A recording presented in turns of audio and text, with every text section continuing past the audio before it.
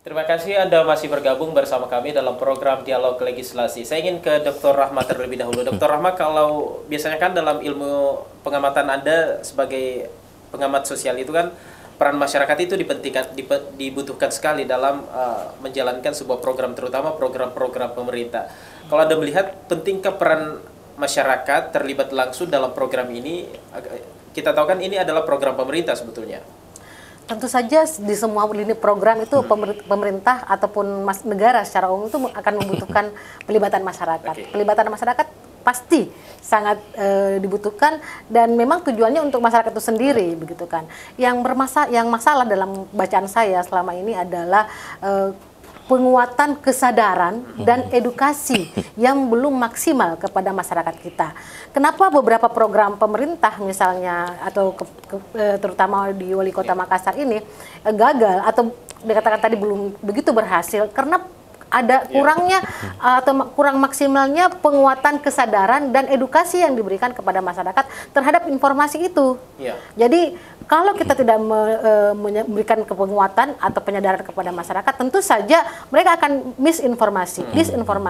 Mereka tidak tahu harus melakukan seperti apa, bagaimana kegiatan-kegiatan itu didukung, dan bentuk partisipasi mereka tidak akan bisa nyata terhadap program terutama lorong wisata ini. Oke, baik. Bung Ari, tadi dikatakan Bu Rahma bahwa peran masyarakat itu penting sekali, jantung dari keberhasilan sebuah program. Sejauh ini Anda melihat partisipasi di masyarakat untuk pengembangan lorong wisata ini gimana sih sebetulnya? Iya, jadi memang program ini memang diciptakan oleh pemerintah kota, tetapi ujungnya itu adalah untuk kepentingan masyarakat setempat.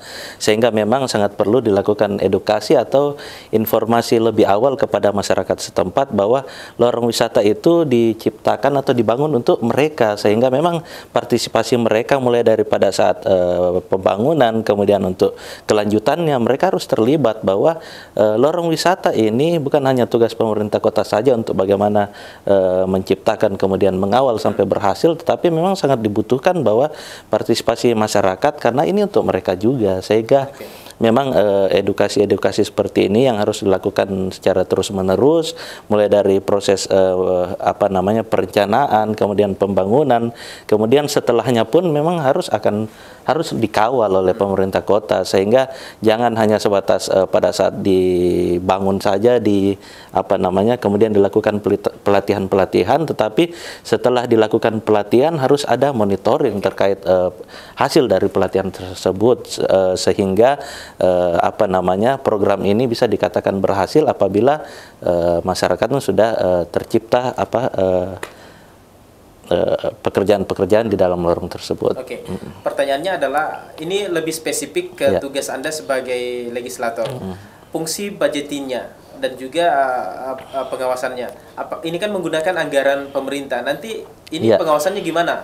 Ya, jadi kami di DPR itu ada rapat monef namanya monitoring evaluasi yang dilakukan setiap 3 bulan sekali, sehingga di setiap 3 bulan itu kami monef, kami akan menanyakan kepada seluruh SKPD mitra kami bahwa sudah sampai di mana penyerapan anggaran yang mereka lakukan, kemudian sudah capaiannya sudah sampai di mana pekerjaannya, sehingga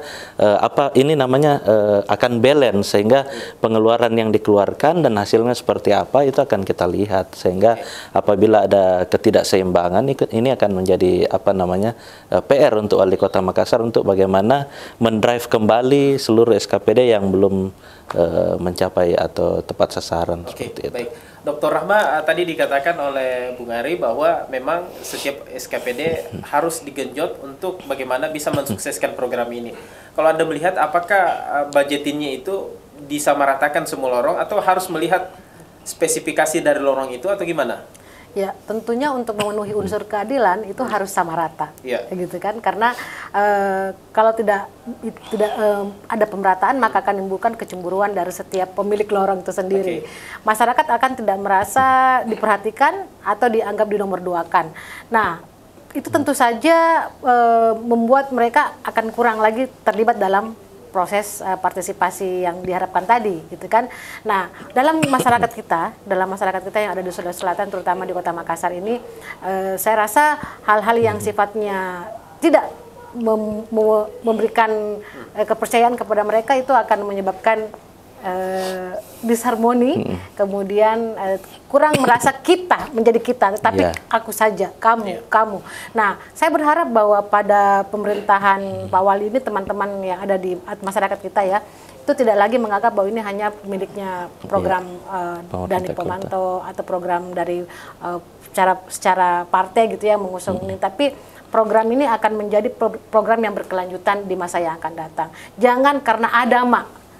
Kalau tidak ada mak, tidak lagi kan. Tapi semua program itu kita harapkan ada kesan masih ada kak, gitu kan. Masih ada kak, saya masih ada, sehingga mereka itu tetap akan melakukan partisipasi, karena pembangunan itu bukan program milik seorang figur atau tokoh partai politik tertentu, tetapi partisipasi itu adalah milik semua orang dan untuk diri kita sendiri, untuk masyarakat itu sendiri.